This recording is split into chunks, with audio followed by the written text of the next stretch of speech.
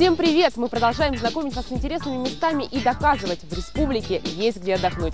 И сегодня мы в Книжпогосском районе. Если верить путеводителям, здесь можно и культурно просветиться, и отдохнуть активно. Ну что, проверим? Исследуя родные красоты, после Усть-Вымского района будет логично побывать именно в Книжпогосском.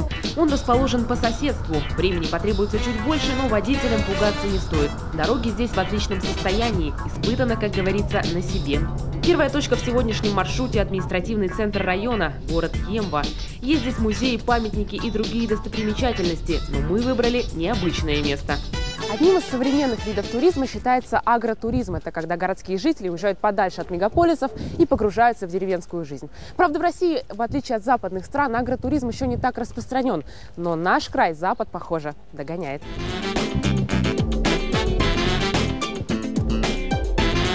Вроде бы ничем не примечательный двор, однако знают о нем даже за границей.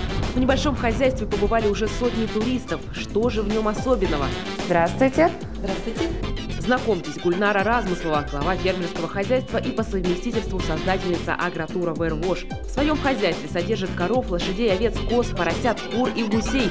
Производит собственную продукцию, а кроме того в любое время принимает гостей. Горожан здесь учат печь коми, шанги и черенянь, делать творог и сливки. Такой мастер-класс Гульнара провела и для меня. Сливки от молока здесь отделяют с помощью сепаратора. Сначала нужно правильно его собрать, иначе сливки могут не загустеть, а потом набраться терпения. Вот 5-10 литров молока получится только 2,5 чашечки. А когда получишь масло, оно еще меньше. Поэтому говорят, трудоемкий такой процесс.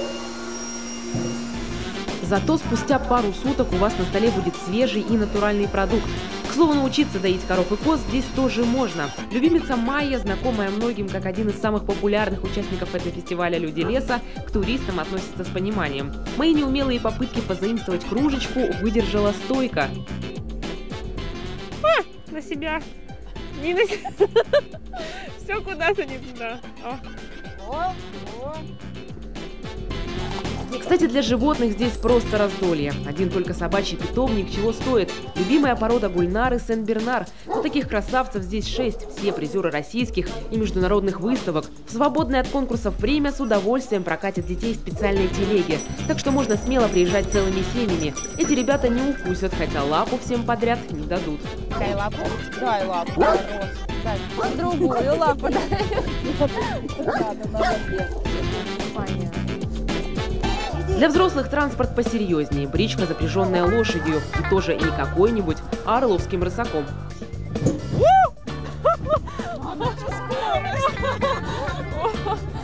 Прокатит с ветерком. Развивает скорость этот скакун до 60 км в час. В 2 шагах от фермы красивейшее поле и река. Для таких катаний лучше места и не найти. Это круто! На этом же поле для отдыхающих обычно проходят народные забавы. И все это только малая часть того, что может предложить агротур. Хотя главное здесь, что ни говори, атмосфера. Ну где еще получишь такой заряд позитива?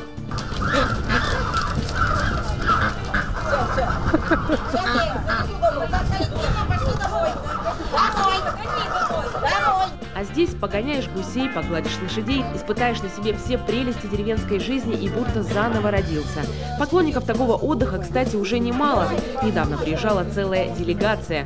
Они приезжали и просто мы их целый день увлекали. Так, кстати, увлекали, что не забывали про время, что им все время показывали, что надо ехать, надо ехать. Иностранцы какие-то или? Да, были и с Италии, и из Канады приезжали. Они навоз этот нюхали, как будто у них другой навоз, а не как у нас. Совсем скоро здесь можно будет оставаться на несколько дней. Хозяева уже достраивают гостевой дом. После такого всплеска эмоций хочется умиротворения. Побыть наедине с природой можно в 2 километрах от Емвы.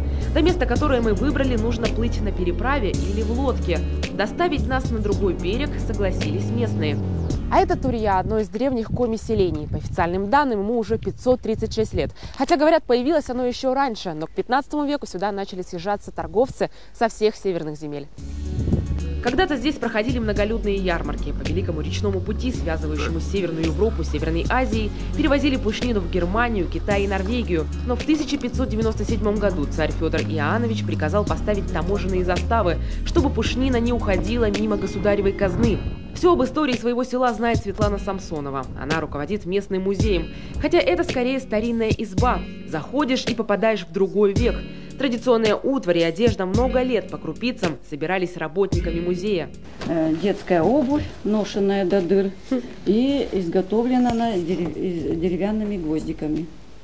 Сделано так, как было при наших бабушках. Хозяйка как будто вышла на минутку. Вернется и продолжит прясть, выпекать в печи, укачивать ребенка в колыбели. И все здесь можно трогать руками. Это даже приветствуется. Да, у нас вот в гостях был позапрошлый год из Японии профессор. И также он доской этой погладил, я ему утюг предложила. Но он взял и, конечно, аж вниз показывает, что очень тяжелый. Я говорю, вот такими тяжелыми утюгами гладили наши женщины. Большая экспозиция посвящена почетным жителям Турьи. Родился в семье ремесленника. Чтобы прокормить себя, начал работать уже в 10 лет. Учился в обычной гамской школе, но спустя годы дошел до Гарварда и стал известен всему миру. И все это о нем, великом ученом-социологе Петериме Сорокине. Сейчас музей носит имя известного уроженца Турьи. А еще в селе есть памятник ученому-социологу, прямо на том месте, где располагался его дом. Так что поездка в древнее село станет для вас настоящим открытием. Вот и подошло к концу наше небольшое путешествие по Книжпогосскому району. Агротуризм, музеи, прекрасные виды. И это далеко не все, чем богат этот край. Главное – люди и местная культура. Чтобы погрузиться в нее, нескольких дней может даже и не хватить. Так что добро пожаловать и да, отдыхайте в Кове.